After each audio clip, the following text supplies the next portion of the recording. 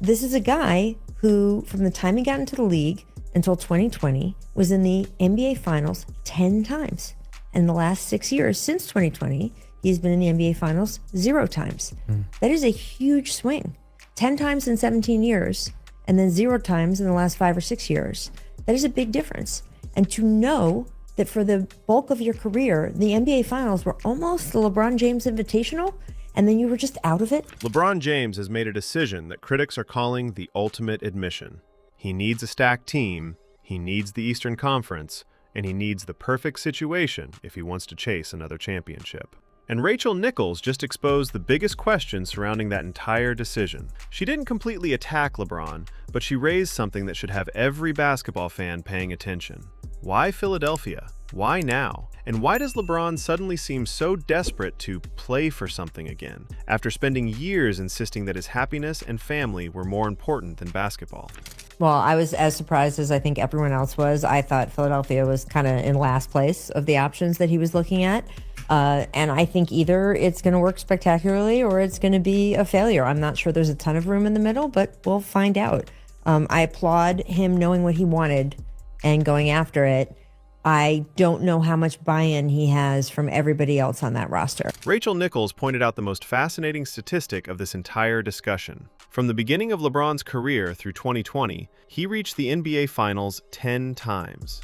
10 appearances in 17 seasons is an absolutely ridiculous accomplishment. But since 2020, he has reached the finals 0 times. That's not a small decline. That's a massive change. For nearly 2 decades, the NBA Finals were almost synonymous with LeBron James. Whether people loved him or hated him, they expected him to be there. He was the guy everyone had to go through. But suddenly, that expectation disappeared. And according to the argument being made here, the biggest difference wasn't simply LeBron getting older. It was the conference, the competition, and eventually losing control of his own team. I am much more interested in what the conversations with Jaylen Brown were, first of all, on the way into Philly, and maybe it was just when the trade happened with Boston, hey, we are going to extend you, and that was enough. And the fact that he would have these 2 guards, young guards, and Joel, and that all felt good to him. Now that LeBron's there, and it's going to be just a different level of oxygen for everybody involved. I believe that LeBron is going into this level of sacrifice with his eyes wide open, but everybody has to. Now look at the situation in Philadelphia. On paper, this is exactly the kind of environment LeBron would want if his primary objective is winning another championship. You've got Joel Embiid, assuming he can stay healthy. You've got Tyrese Maxey, a young star who has already established himself as one of the most dangerous guards in the league. You've got VJ Edgecombe, a young player who could potentially provide defense, athleticism, and versatility. And now you have LeBron James walking into the middle of it all. That isn't some rebuilding project. That's not LeBron carrying a group of inexperienced players from the bottom to the top. That's LeBron joining an organization that already has major pieces in place. Did it surprise you that he prioritized winning another championship? Because he used that word in his statement, winning a championship, bringing a championship to Philadelphia. Like, there were a lot of potential reasons that he could have made a decision. He could have made a decision based on family, stayed on the West Coast, gone to Golden State, nostalgia, go back to Cleveland, even to Miami. But he seemed to make this purely for basketball reasons. It was not, as he wrote, about his family.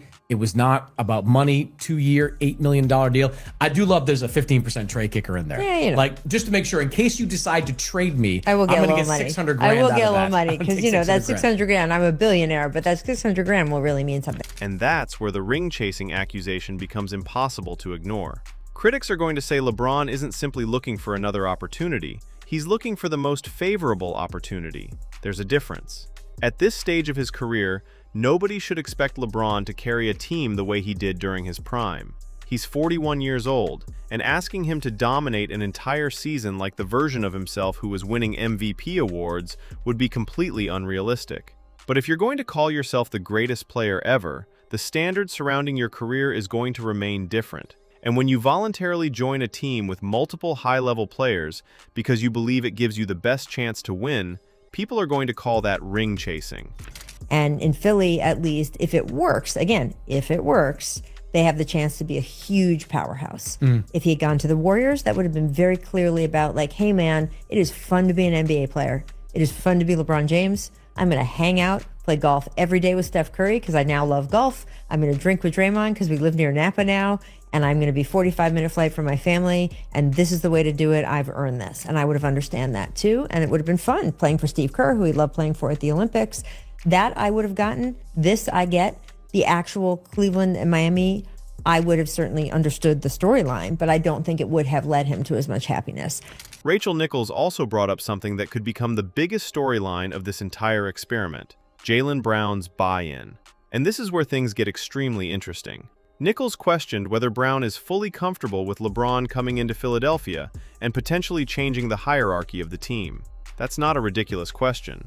When a superstar like LeBron arrives, everything changes. The offense changes, the locker room changes, the media attention changes, the expectations change, and suddenly, every player has to figure out how they're going to coexist with one of the most influential players in NBA history. Were you in Paris? I don't think you were, right? No. So I was at the Paris Olympics, and one of the things that really struck me that he said after they won was, it felt really great to play for something again. And he said it again when he got back and gave his introductory press conference for his first time back with the Lakers after winning the gold medal. He said it his second time. It felt really great to play for something again. If Brown is completely bought in, Philadelphia could become terrifying. But if there's tension behind the scenes, the entire experiment could collapse before it ever reaches its potential. And that's why the conversation around Brown matters so much. Because if the Sixers fail, there will be narratives everywhere. Somebody will get blamed. Maybe people will blame Embiid's health. Maybe they'll blame Brown for not adjusting. Maybe they'll blame Maxey. Maybe they'll say Edgecombe wasn't ready. Maybe they'll blame Nick Nurse. But eventually, the question has to come back to LeBron himself. Because LeBron chose this. He chose Philadelphia. He chose this roster. He chose this conference. He chose this championship window. And if everything falls apart, he can't pretend he was simply trapped in a bad situation. That's what makes this move so different from some of the other decisions of his career. He isn't walking into Philadelphia because he has nowhere else to go. He's walking in because he believes this is one of his best remaining opportunities to win another championship. And that is exactly why the pressure should be enormous. Think about the alternative destinations. Cleveland would have given him the nostalgia storyline. Miami would have created another emotional chapter with a franchise that played such a huge role in his career. Golden State would have been fascinating because of Stephen Curry, Draymond Green, Steve Kerr, and the possibility of LeBron joining another legendary organization. But Philadelphia represents something completely different. It's not primarily about nostalgia. It's about winning. It's about constructing the strongest possible situation around him and making one final championship push. That's why the argument that LeBron simply wanted to be happy doesn't completely satisfy his critics. Of course he wants to be happy. Every athlete does. Of course his family matters. Of course money isn't the primary motivation for someone who has already earned an extraordinary amount of it. But when the decision ultimately leads to a team that could potentially give him one of the best championship opportunities available, people are going to question the timing. And then there's the Luka situation. This is where the narrative gets even more uncomfortable for LeBron fans. The Lakers were supposed to remain LeBron's kingdom. He had spent years being the central figure of that franchise. But once Luka Doncic became the centerpiece of the Lakers' future, the entire dynamic changed. Suddenly, LeBron wasn't necessarily the unquestioned face of the organization anymore. The Lakers had a younger superstar around whom they could build for the next decade. And for critics, that represented the moment when LeBron's power began slipping away. If you're LeBron James, what do you do when your old organization is moving toward the future while you're trying to squeeze the final championships out of your career?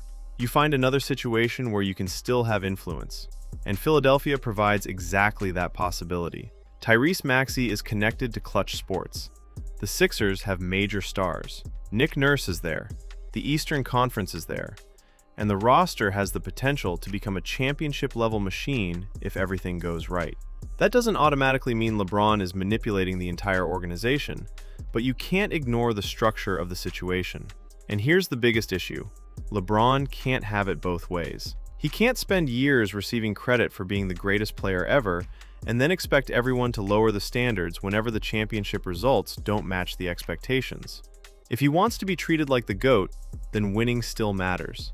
At some point, individual statistics and longevity aren't enough. Championships aren't the only measurement, but they're one of the biggest measurements in the argument. That's why the next 2 seasons could be absolutely massive. If Philadelphia wins 1 championship with LeBron, the move immediately looks brilliant. If they win 2, suddenly the entire conversation changes. People will say LeBron engineered 1 final masterstroke. They'll say he recognized the perfect opportunity, sacrificed individual dominance, accepted a reduced role, and helped deliver championships to Philadelphia. That would be a tremendous addition to his legacy.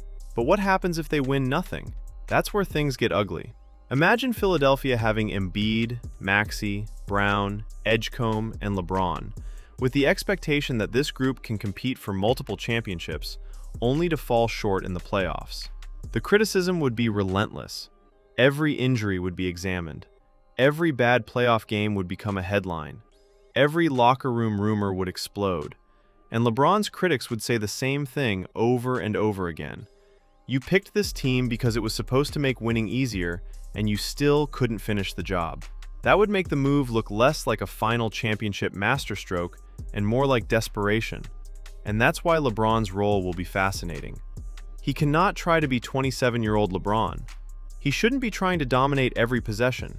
He shouldn't be trying to prove that he can still carry an entire franchise for 82 games. If he truly wants to win, he has to sacrifice. He has to become comfortable being the 3rd option at times, maybe even the 4th option on certain nights. Embiid needs to be healthy and dominant.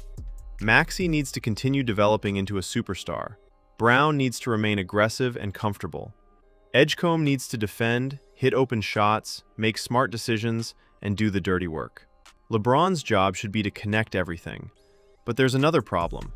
When you have LeBron James on the roster, the spotlight never disappears. Every teammate's mistake gets analyzed. Every loss becomes a LeBron story. Every lineup decision becomes a LeBron story. Every locker room issue becomes a LeBron story.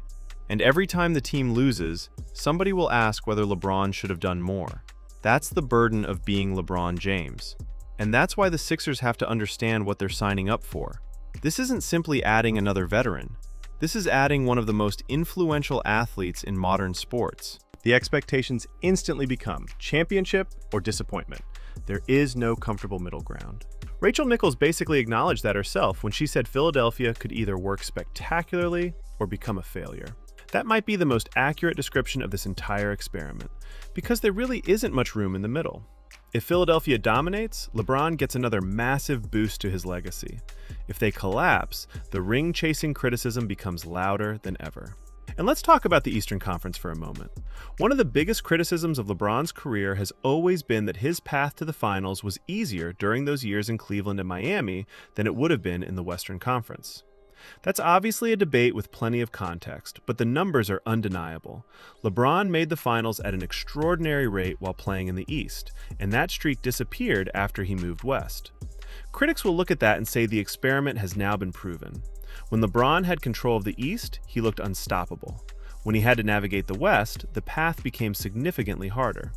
And now, at 41, he's going back to the conference where he historically found the most postseason success. That's not an accident, according to the critics. That's strategy. LeBron understands the clock is running out. He doesn't have another decade to experiment. He doesn't have 5 prime years remaining.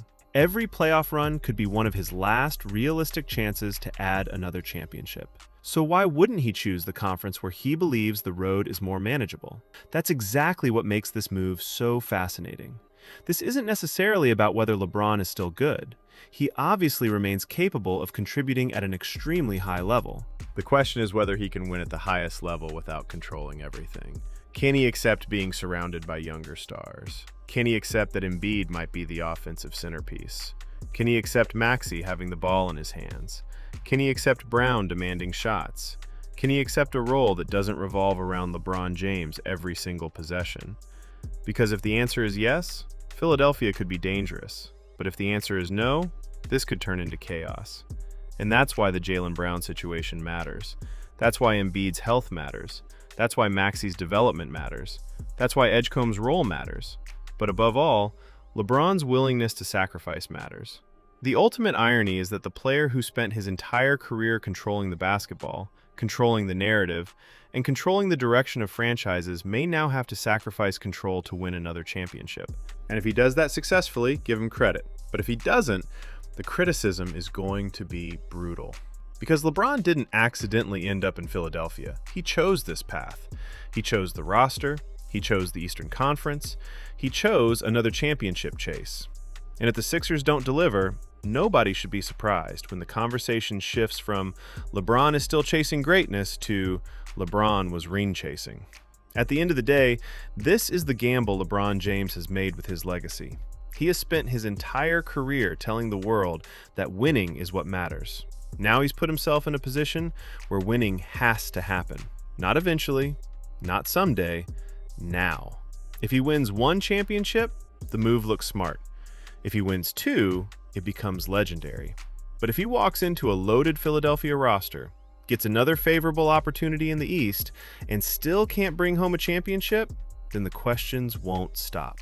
Was this really about happiness? Was it really about family? Or was it about finding one last championship-friendly situation after the Lakers moved toward Luka Doncic and the Western Conference stopped being forgiving? That's the question LeBron now has to answer on the court, because the talking is over. The recruiting is over. The excuses are going to run out quickly. LeBron James has chosen Philadelphia, and with that choice comes the biggest championship pressure of the final chapter of his career. If he really wants to keep the GOAT conversation alive, this is the moment. The Sixers have the talent. They have the stars. They have the opportunity. Now LeBron has to prove that the man who made this decision can still deliver when the pressure is at its absolute highest. Because if he can't, the ring-chasing label isn't going away. It's going to follow him straight into retirement.